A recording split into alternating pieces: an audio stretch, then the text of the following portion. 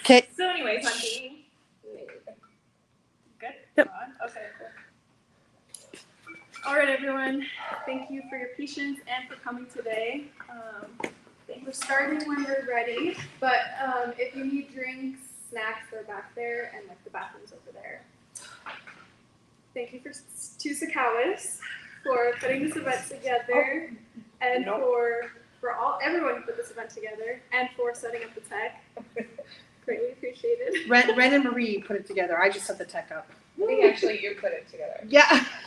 Yeah. I would say yeah. It's a collaborative. Yes.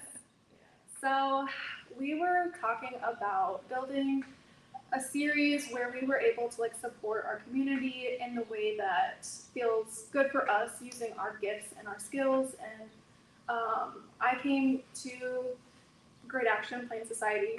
I don't know if I got the switch, but saying, you know, I have this education, I have this knowledge, I have this research, and I've also like worked with a lot of clients in North Dakota and in Iowa who have PTSD, who have actually been like sex trafficked and been a part of MMIW. And so we put together this idea for an empowering type of presentation where it's informative, but it also gives us all like a lot of food for thought, but also things that we can actually do in our communities to empower marginalized women or how to be a great ally too. So today we'll just be talking about resilience in the wake of murdered and missing Indigenous relatives. Again, everything in this presentation is just my own view. It doesn't reflect on my community or all Native people or organizations that I'm a part of. So, I should also say I'm from the Meskwaki and Winnebago tribes. I grew up in Tama, Iowa, from the Meskwaki tribe. And I did consult with my mom on this presentation, so I'm really grateful for Leah Slick's consultation. Yeah. Tell us your mom's name. Leah Slick. Leah Slick. Okay. Leah Slick. Yeah, she is the high school teacher at the Meskwaki Settlement School, and so she has her master's in history with a certificate in Native Studies. So she's always a really great person to go to for resources. And on May 5th, that was actually the National Awareness Day for MMIR, so it's great that we were able to put this together this month. So starting off, I just wanted to give some awareness if there's some of you in this room who have never been able to take a Native Studies course or have really not had a lot of chances to like engage with the Native community. We live about an hour from the nearest Native community, Meskwaki. But again, it's a pretty small, rural, closed-off community. So a lot of people in urban areas have this idea of Native people, but they really don't have a lot of spaces like this to be able to interact and also like learn about their issues that are happening minutes or hours away. So this is just a map kind of showing how many different types of tribes there are, but there are 574 tribes that are recognized. There's obviously much more than that, but I think this is a good visual to think about. Like, this is not just one tribe's issue. This is across so many different cultures and languages of Indigenous people to North America. So when we think about MMIR, this can include women, girls, men, boys, and two-spirits across the United States that identify as Indigenous. So when we think about tribal lands and reservations, Native women have 10 times the murder rate than the U.S. national average. So we see some pretty high spikes in prevalence when it comes to violence against women. And in 2024, there was 10,000 reports of MMIR filed with the FBI. So those are cases that were actually filed. And again, they have to fit a pretty specific criteria to do that. So there's likely many, many more cases that were just never reported for one reason or another, or just weren't included in the statistics, even though they really could be. So that is actually pretty halfway split, where there's about 5.6 women, girls, and 4.6 men and boys. So for Native people, we're kind of a different population because both our men and our women experience violence kind of across the board. Women don't have it higher, it's pretty split evenly. And most of those reports were people under 18. So over half of Native women report sexual violence. With the research that I've been doing for like my dissertation, for example, in rural areas, in some studies, almost 100% of Native women report some type of sexual violence in their life. So it is very rampant. And then 95% of Indigenous MMIR cases get zero mainstream media coverage. So this means this is actually a really rare case for these cases to be more than just a local news story that gets glossed over and forgotten.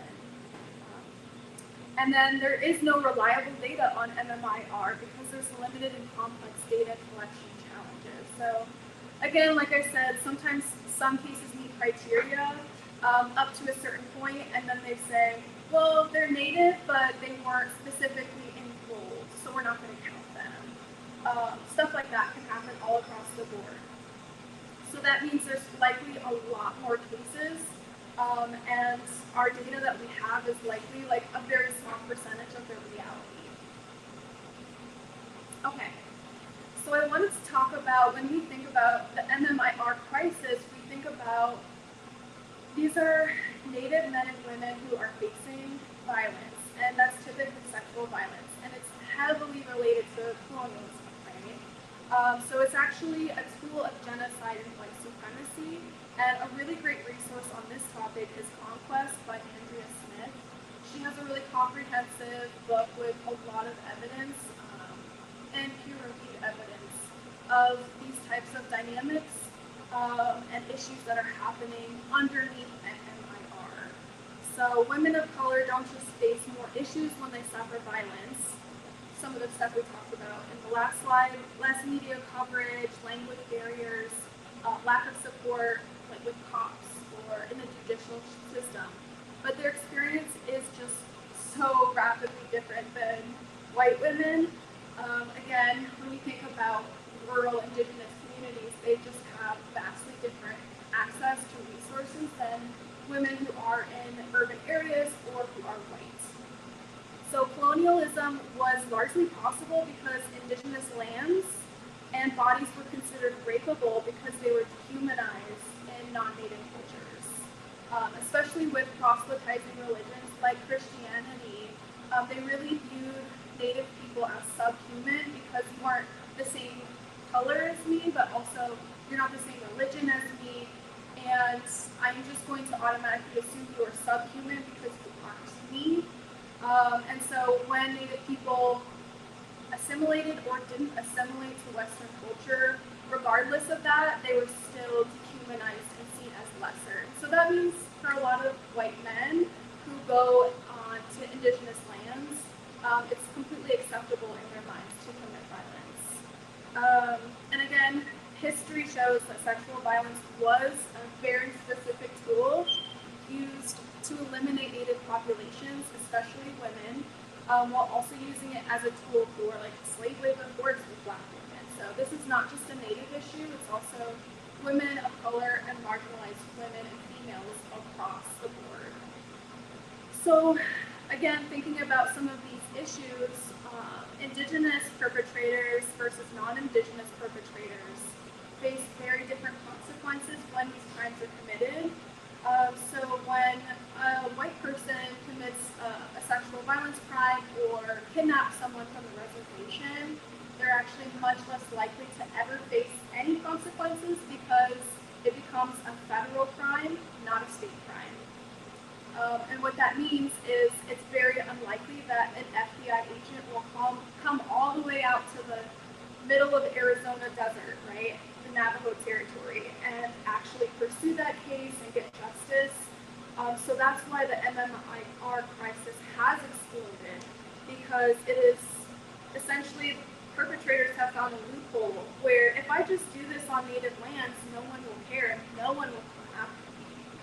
So that's why a lot of cases you hear of violence against young girls and women is on a reservation. It's very tactical and on purpose. And there's just so much confusion around who has jurisdiction when we talk about like crimes committed on like a border between a reservation and non-reservation.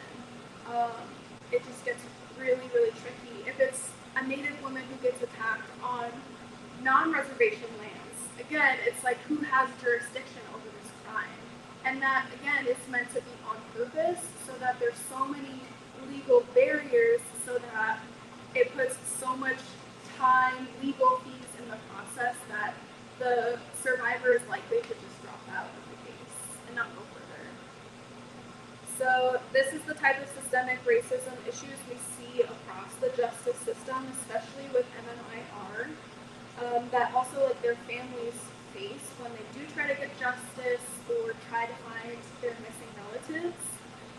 We see this in healthcare, academia, access to even like being able to call the police, call 911, call for help if something has happened, access to food and like employment access, just to name a few. So just touching back to MMIW is part of a very large issue. It's really a symptom of all of these systems coming together historically and currently to oppress and erase Native people if they're successful. So this is where I wanted to talk a little bit more about maybe like the cultural side of MMIR. So any community, any race, any culture across the world, we can't survive without our women, without our women roles. They're so critical. Females are so important. And even today, like I'm sure in your own relationships and lives, you see that women, most across the board, are usually responsible for childbearing, housekeeping, that's a typo, being the house's personal chef, being an emotional nurturer, another typo. They're meant to also engage in like employment. Most women in America right now are able to go get a college degree. They're meant to be working full time. They contribute to the household. And they do a lot of the invisible labor of the home. Planning when the laundry is going to be due, when do we need what, where's that screwdriver at, right? Like they have a map of the entire house. And so that invisible mental labor really comes into play when it comes to women's strengths in the home. And again, these are all very traditional roles across many, many cultures, but there's still the issue in our culture, especially Western culture, where there's that huge loss where women are still fighting for equal rights, equal power in the home, respect and dynamics where they're at work, whether they're at home, whether they're just with a partner, trying to have a safe relationship. Women have to fight every inch of the way just to have respect.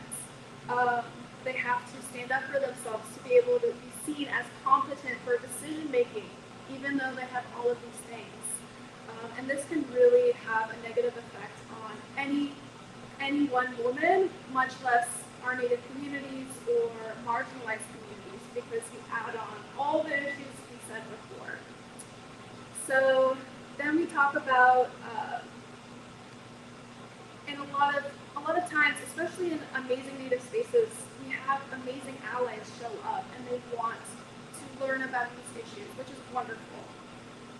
However, there's the author did a great job of saying we also have to be careful because we can always accept allies, but if someone again tries to critically understand and integrate into Native culture, you know, we all hope that it can lower issues and violence if everyone's just educated on this issue, right? Like everyone in this room, I just talked about the issues of MMIR, like our problems are solved, right? It's that easy, right? Like, no. There's still issues when it comes to these systems, these really, really big systems, because it has so much to do with economic advantages that are seen in capitalistic Western society, right? All of these systemic systemic issues are for a reason. They are systemic for a reason. And so we can become educated, and that is important, but we also have to think about that's not just going to fix everything if everyone is just educated on natives, right? And I asked this question, right? If everyone just decolonized, we would just end all sexism and MMIR, right? And this author posed the challenge, like, not really, because we still have to address education, and we still have to heal views on women, especially culturally, who experience violence, and challenge our assumptions of perpetrators who commit MMIR or sexual violence. Okay, so this is the part where I really wanted to talk about when we think about resilience factors and all that Native people have been through, surviving an apocalyptic colonization. There's a very specific reason for this, and there's a very specific reason that women continue to be very resilient. So these are a few things that I put up here that I just thought would be fun to share about Native culture. Again, very pan-Indian here, not just Meskwaki views, but Natives are able to balance both new technology but also keeping traditions alive, right? We can still make life easy but still maintain our traditions. Identity is very strengthening when we think about how do we start healing a violence culture, especially against women. When we get back to Indigenous values and identity, our traditional cultures really emphasize that women are very powerful and they are equal. Collectivism is also a large part. In a capitalistic society, everyone is very individualistic, and it's all about hoarding wealth, whereas in traditional tribal culture, it's all about helping each other and looking out for each other, especially for the women. Again, some other things I want to talk about and touch on is like this body and land piece. The work that you guys are doing here at Great Action Plain Society is really amazing because you're also integrating land work with all of the advocacy work that is done. And that is, again, very traditional because women were actually, especially in Meskwaki, I'll share this piece, women were considered the life givers who could raise children and bear children. And so they were actually the ones who were responsible for growing crops and growing the corn, because that's just like the process of creating life, right? Creating a child.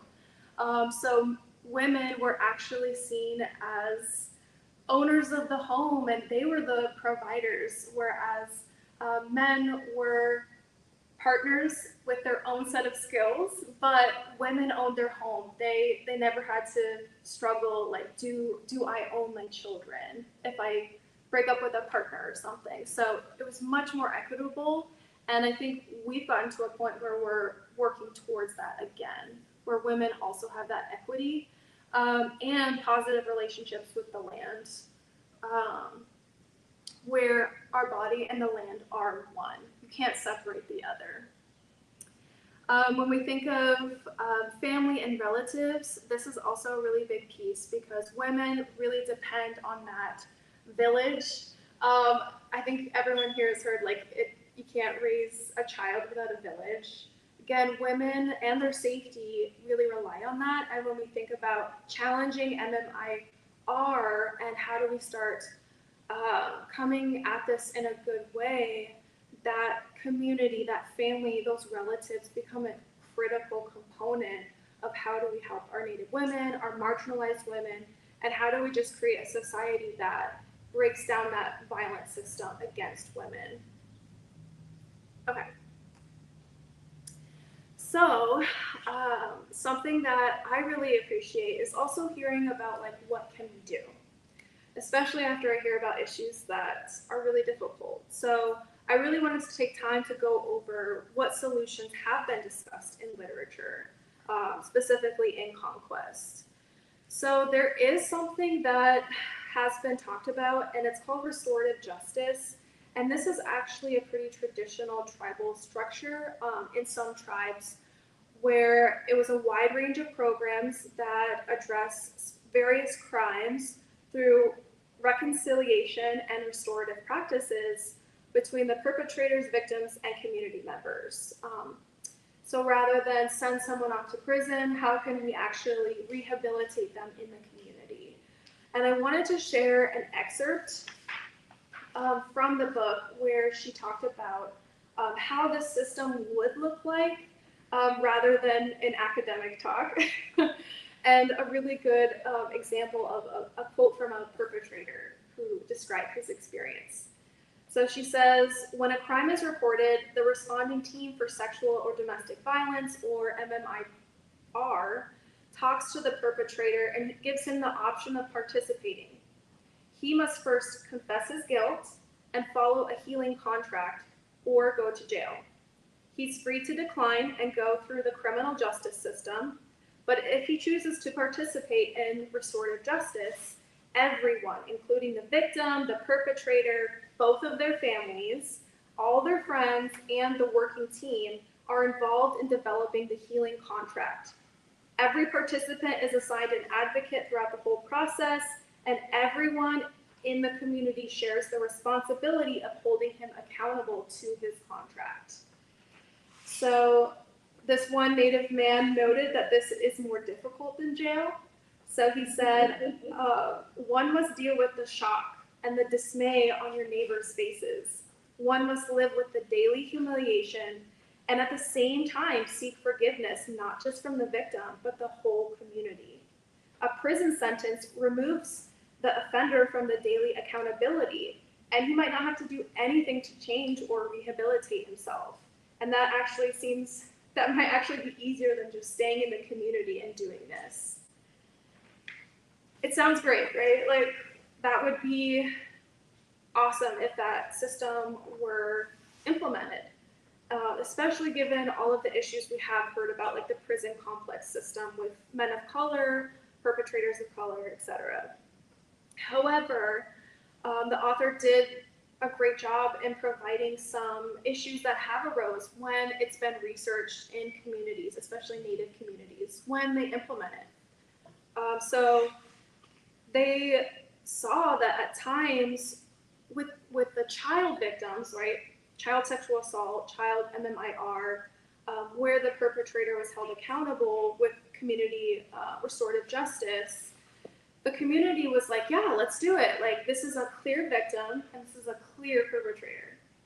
Great, pretty clear cut. There's no way that that child was at fault whatsoever for what happened to them.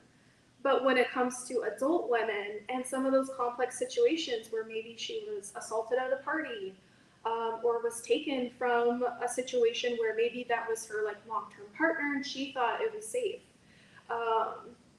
those victims are not always as simple and clear-cut as the child victims. And so the community would sometimes say, I don't know if I really believe her. Maybe he just misunderstood her, right? And so there was other times where the community would pressure the survivor to just kind of get over it, right? Oh, are you still upset by this? Right? He's a really good guy. Like, that's my uncle. Like, he's different now. Can't you just get over it so that everyone can just be peaceful now?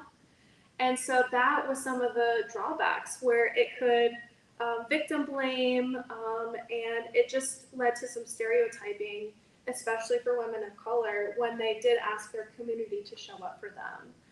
Again, not every community is going to be perfect, especially even in a model like this, right? In other cases, the community kind of expected a short-term cure, right? Well, he did the 6-month program. He's all better now, right? He'll never do it again. He graduated from his healing plan, right? But actually, the model demands that you hold the perpetrator accountable for years and years and years. Like 6 years later, people are still like keeping an eye on you. Like, you're still held accountable. And in the current day and age, perpetrators can just move somewhere else, right? We're not restricted by isolation as much anymore in the modern age. He can just drive to the next town over and start a new life. Like, he doesn't have to be accountable to this community anymore. So those were some of the pros especially if we think about like how can we bring our traditional teachings back, but there's also some very real drawbacks, especially after so many tribes have taken in a lot of Western like beliefs about victims and the racism stereotypes and again those types of issues that happen after contact with Western culture. So again, we all know the criminal justice system removes the perpetrator and holds them accountable by sending them to jail or prison. However, this is very difficult, as we talked about before, and a lot of survivors kind of will sometimes say along these lines, like, the criminal justice system doesn't even work for privileged white women, so why would it really work for us? So a lot of survivors do not report. A lot of MMIR cases are not reported for that reason. It's like, what's the point? Like, nothing's going to happen. So there is a sense of like hopelessness at times when we try to address these issues. So these are some solutions that were proposed when we think about how do we start to change the narrative of what we think of as a survivor. They're not just a victim, especially for the clients I've worked with who survived sex trafficking or were found after they were considered a missing person for several years. And so in those communities, we can start to empower marginalized populations, even in urban environments. So we can look at interventions and structures that are based on research where we start from the survivors up. Instead of telling people like this is an issue and this is what we need to do for survivors, we go to survivors that have been through that and say, what did you not get? What do you need? What would have made a difference? What did you learn from this process? What did you go through if you can share with us? And in that way, we start to build programs that are actually effective for what's happening, what they've been through, for future cases. And we can also start to integrate these perspectives into systems that are failing communities of color and marginalized communities across like social norms, state issues, and like structural issues like racism and poverty that we can start to address. With survivors, again, looking to them as not like someone who's forever crippled now that they've gone through this, but rather you have survived this horrible event or events, and how can we help you and support you, and when you're ready, would you be willing to teach us and guide us so that we can help future women who might be facing this? What do you think needs to change? What can you offer in terms of like these new perspectives that you went through and we don't want anyone else to go through? So it actually turns a survivor into an advocate and into a very empowered leader, if they choose. And then there's also, we can enroll in self-defense and resistance trainings. So again, these are really often offered on college campuses to usually white women. But when we think about increasing accessibility to Native women or marginalized communities, that means you might have to travel to a community and give the training there. Finding ways to provide it online. Again, offering it to these women who are most at risk is so important.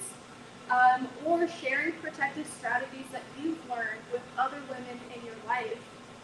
So that might be like, we've seen, even on like TikTok and social media, everyone has been doing a great job sharing like what to say if you're pulled over by ICE. You know, that was a really incredibly empowering thing to give and share with the people in our lives in the way that we can. Okay. So in this next one, we're going to continue this. So talking about changing the culture to accountability versus shaming the survivor. So again, if we think about implementing community justice, restorative justice systems, those social relationships and that community is critical when we think about getting actual justice, not just through the legal system. So perpetrators often listen to those and consult with the people they love before they actually buy into the court-ordered interventions, right? So when we think about those perpetrators, they might go to their parents, they might go to their best friend and say, I just did something terrible, or again, they're gonna panic and go to the people they care about, and those are the people that have the most power to create change in the perpetrators, whether that's through legal means or, again, through these other means, holding them accountable, not letting them just say, oh, it's been 6 months, can we all just forget about it now? I'm sick of feeling ashamed about this. Like, no, no. Perpetrators actually need years of intervention and accountability to actually change. So there's no short-term cure possible, and that's really not realistic for the patterns that we see actual perpetrators display. And it's important for us to normalize very long-term accountability if someone were to go through that restorative justice system. And it's just kind of accepting that discomfort in the perpetrator, but also like the community members, including the family members, right? Not shying away from it, not avoiding it, but just saying this happened, and he's being held accountable. It's the best way to support survivors, but also the only way forward for healing in that framework. And when we think about community, again, these perpetrators are everyday people. And so they might be in religious groups, they might be coworkers, they might be your teachers or people publishing papers, they might be sharing hobbies with you, they might be in athletics, again, all walks of life. And so those are all great opportunities to bring accountability to those people. And this is a little sticker, but if you go to indigenousvision.org, you can find resources for like self-defense training and more information on how to be a great ally for this issue. Okay, any questions or comments about some of the stuff I discussed?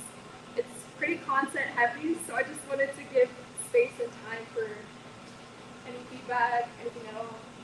I was really curious about something on the resilience slide. I think, yeah, the exclusion and inclusion. Will you talk about that a little bit? Yeah, great question. So this is a really incredible piece that I think it can be really, really great and also really confusing to a lot of people outside the tribe. So I'm going to use my tribe, for example, because I think it was a very great thing for them, where each tribe has a spectrum of how much do we want to let Western society in, or non-native people in, or even natives from other tribes in. And so that exclusion-inclusion scale is so different for every single tribe and every single, I think, native person too. You see like really traditional native people, but like everyone's on their own scale. So that exclusion-inclusion of, again, how protective do we want our tribe to be, could be, again, a result of resilience and surviving. So my tribe, for example, we might let people come in from outside our community to like the powwow, or if they're like employees at the casino, right? But you won't see a non-native person at a ceremony unless they have like specific, very privileged permission. You'll never see people saying, "Oh, just come on over. You can join us for a ceremony." No, like that exclusion has helped the tribe to protect their religion, their language, and their culture from time immemorial to now. And so at times, I think people who aren't native, they're like, well, that seems kind of harsh.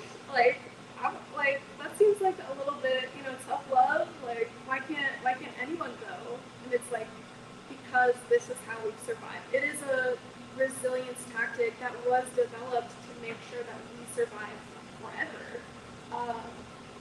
And we're not a proselytizing religion because our religion and our spirituality is tied to our specific land. Whereas, again, we get into some issues there with sometimes spirituality because with Christianity, it's really based off of beliefs and, you know, the Bible, going to church, and you can really do that anywhere. And they do have open doors. But there's no relationship to the land built into that religion. And so that's why natives have that huge spectrum of, you know, you can come in, you can invite a guest that's not native, that's okay. And then tribes like my tribe, it's very like, what are you doing here? Because it has helped us survive. So I wanted to include that on there as like, it just makes you think about some of the complexities, but also like, I don't know, kind of common sense that native people have had to develop, especially after colonization and like the apocalypse of America, you know? So, good question. Yeah, I have a question. I think, you know, I think one of the big problems is, at least part of this is native men. I mean, you know, you said, well, we would accept the child was molested. That doesn't always happen. Other men will sometimes do things. Yeah.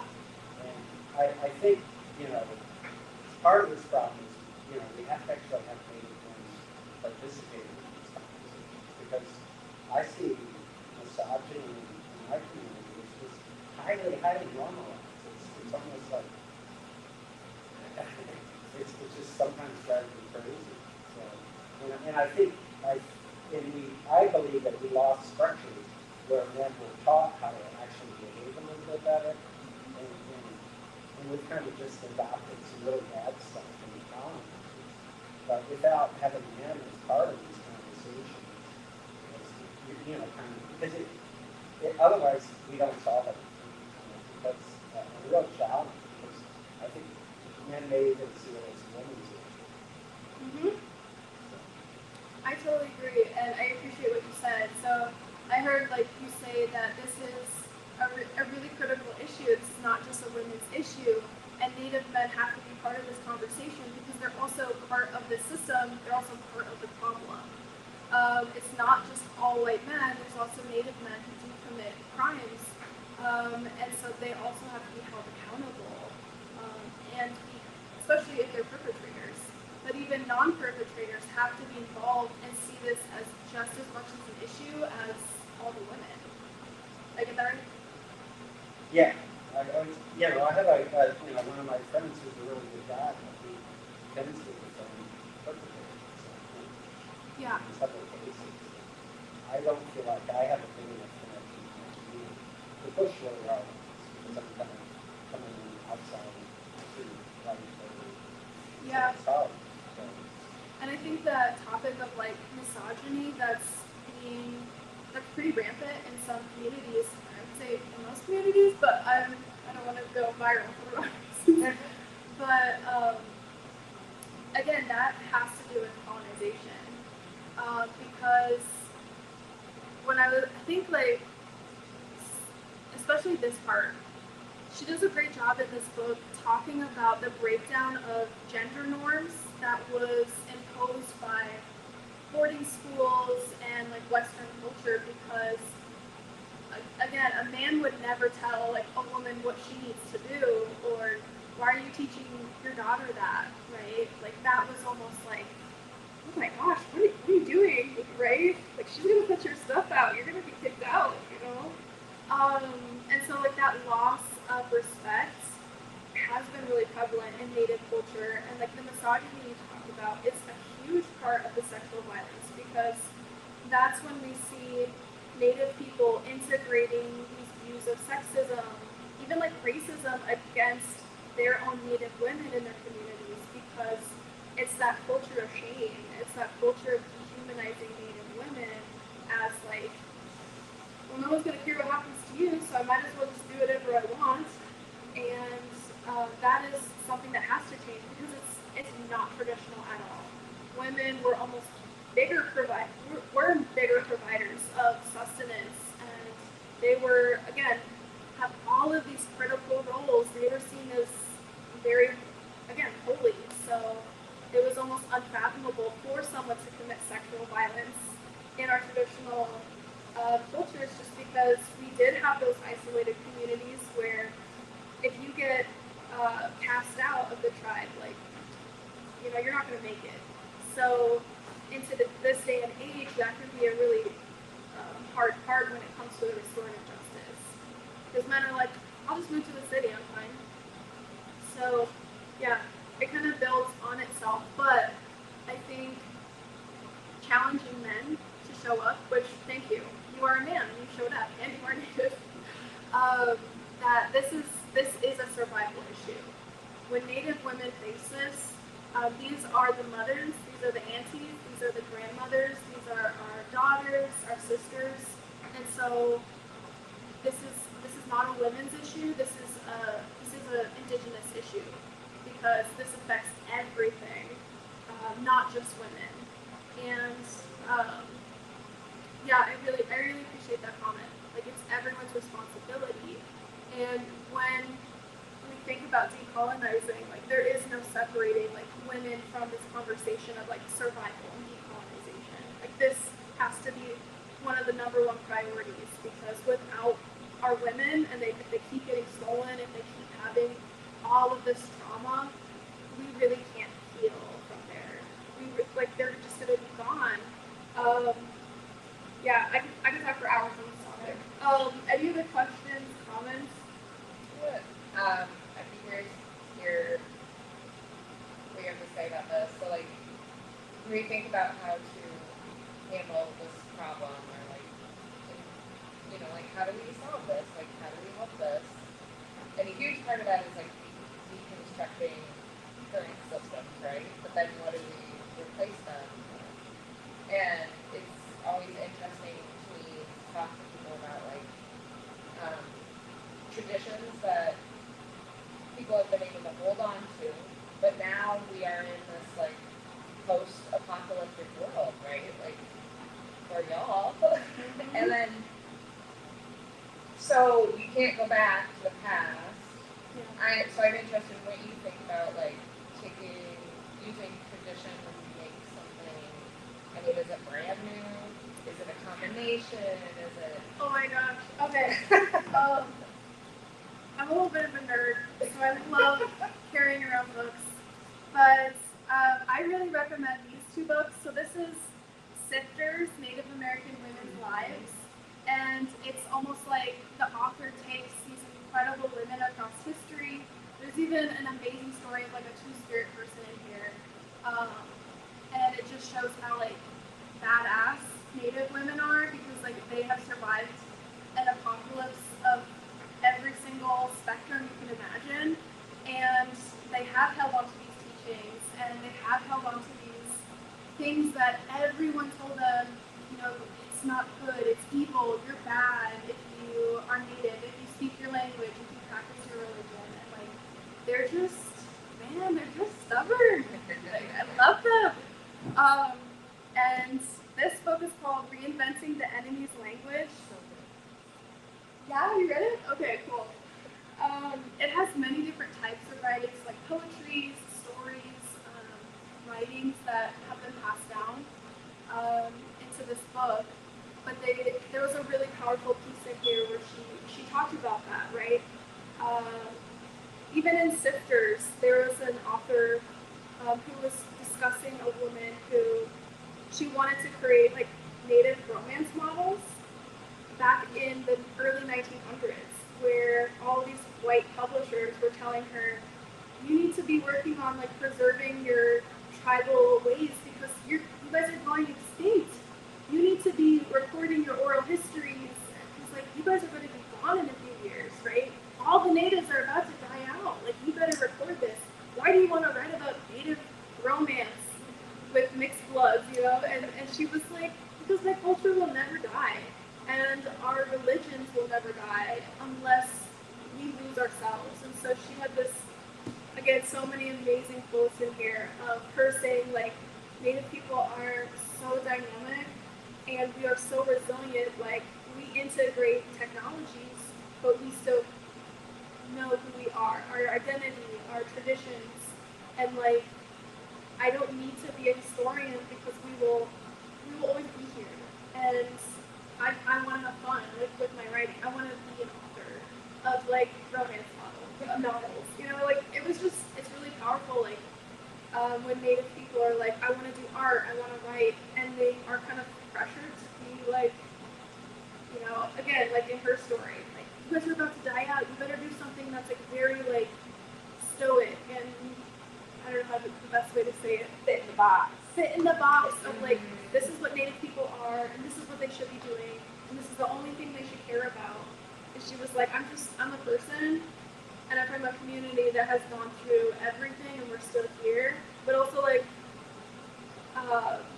we keep going, and it's like no big deal. Like, you know, we're just here, we're just hanging out. So I think that's where we get like coyote and tricksters. When we think about like how do we, if we were to decolonize and we continue to decolonize, like what do we replace it with? And coyote and tricksters is like a really cool part of that, because the culture of tricksters in Native society says like how do we be creative and think outside the box to survive, and it can be really mischievous, but it achieves and accomplishes like this amazing goal. So fun fact, John Wayne, the cowboy movie star, in the 50s, he said, America, we hate coyotes. They are basically like the rats and vermin of America. You should go out and kill all the coyotes you can. So that's when farmers started saying coyote, because it's more, again, dehumanizing the coyote. They're just coyotes, like rats, like get them out of here. We want to kill all of them. So they started killing all the coyotes they could. And then they were like so confused, because they're like, the coyotes are not dying out.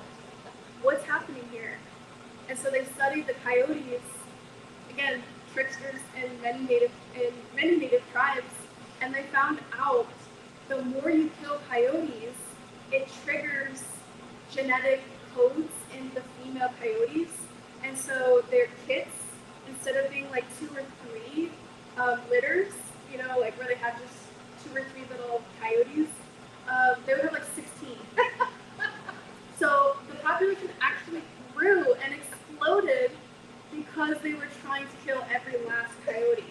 And I just think like that story is the one I always think of when the government decided they wanted to kill every last native, because like we just said, we'll see about that, and we're gonna prove you wrong, and we're gonna have fun while doing it, and you know, big F you, like we got this. So I think that's a really important part of resilience, is like sometimes it's funny. I was listening. I was taking care of the screen. Okay. But I didn't. I don't know if you talked about border imperialism at all, or like, you know, the border as contributing to the MMIR crisis, border issues. Just the amount of violence that, you know, surround border towns and borders in general. It's very increased there. You know, there's if we could talk about different types of borders, right? We can talk about obviously national borders, where, as we know, as we speak, there's a tremendous amounts of violence to Indigenous peoples trying to, you know, be within their right on these traditional migration paths, right? But then we have border towns as well, which surround reservations and or you know, rural areas, and then the borders of reservations themselves. So yeah, I just wanted to just mention that those are places where there's increased, very high rates of violence against Indigenous peoples. Yes. And it makes me think of Tama in a way, like a Meskwaki settlement.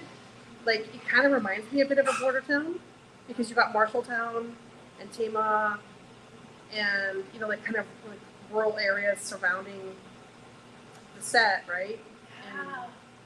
Yeah, that's really interesting. I don't know if you all have heard of that, but like Sakawis was saying, like across like reservations, there's a border, and then you have lots of these little pockets of rural towns, and those towns are, again, usually very conservative towns where people are incredibly racist and violent against Native peoples. And again, it's almost like natives were removed to like this tiny little 1% of land, and then the farmers around it are like, well, why do they get all this land? And so there's just so much racism there that happens, and they're well aware of the legal fact that if they go just across the border, they can get away with anything and not have consequences. Again, not 100% the case, but in general, that's how, especially like with sexual violence and MMIR, you see a lot of violence. And especially in North Dakota, there was a huge issue of like oil camps.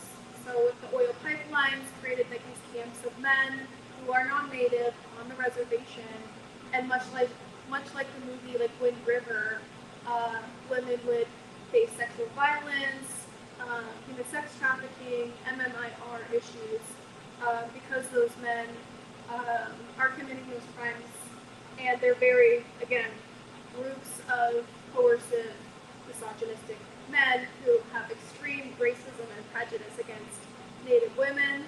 It's the perfect storm of violence for Native women in those areas. Yeah, thank you for mentioning that. Okay, any other questions, comments? Anything we didn't touch on that you wish we had? Okay. Well, thank you all so much for listening to me talk and sharing some of my perspectives. Yeah, it was great getting to share some of my rantings and research on this topic. So thank you. Thank you. Thank you. Yay.